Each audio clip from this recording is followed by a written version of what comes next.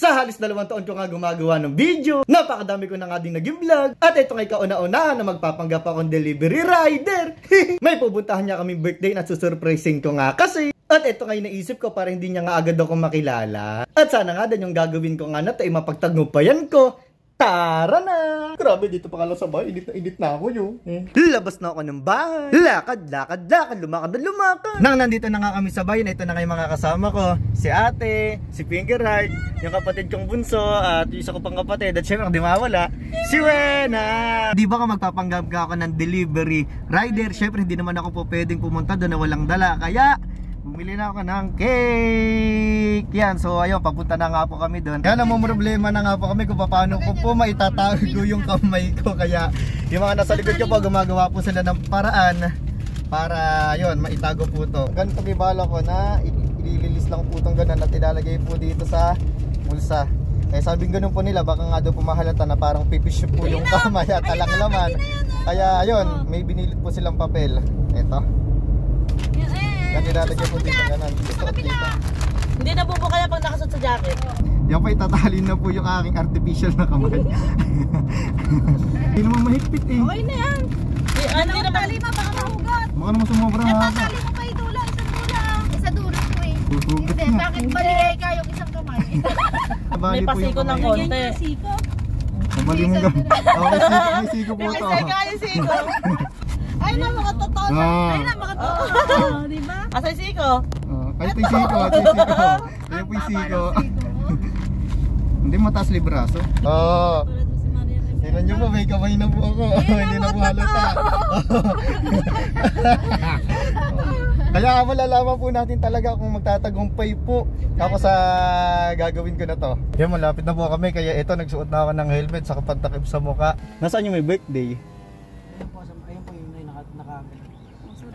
Ay, nakaputi. Hindi po ako makakadala ng isa't kamay. Ay, deliver pala yun. Di-deliver natin. So, ayan.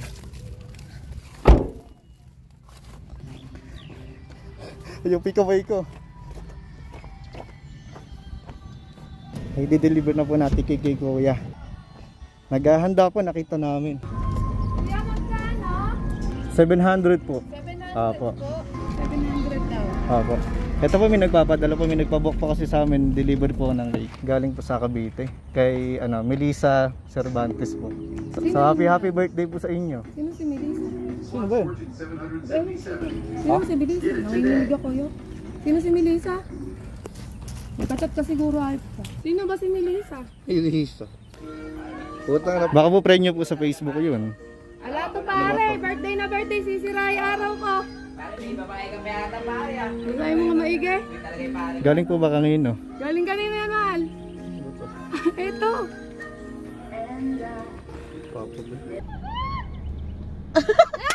Si Idol. Paalis ka po ng aking helmet. Paalis ng helmet. Sino yan? Nabibigla. Hello po. Ay. Happy birthday po. Ay, hindi ko nakala. Yun ang yung ginawa ko sa kawalan ko. Ayun po, happy birthday po. Happy birthday po. Kinuntsaba po yung misis nyo. Wala daw po siyang mairegalo. May message po ako. Pwede lang kakirigalo. Tara, tuloy ko. Happy birthday po. Ayan, kasama ko po yung squad ko. Si Wena, andyan po si Wena. Ba't ako po yata yung nanginginig? Paano nagagalit na yung asawa? Ito si Melissa. Alis yung mga tingin nyo pa ginawa ko sa kamay ko. Ito pa sa tao. Tanggalin mo na dyan. Tingnan nyo po. Birthday boy. Yan, happy birthday po. Pawis na pawis. Hindi makatimo. Sa'yo naging matagumpay po yung aming pagpapanggap. Naging matagumpay. Matik lang may mag-away. Pagpawisan din po ako dun O, sabi sa inyo, di ba kayo kilala eh. Tara na. Sino daw si Melissa? Kilala agad kuya. Ang aking pong kakuntsaba, si ate. Ayan, nag-order po sila ng palabok sa kalumpia. Thank you po.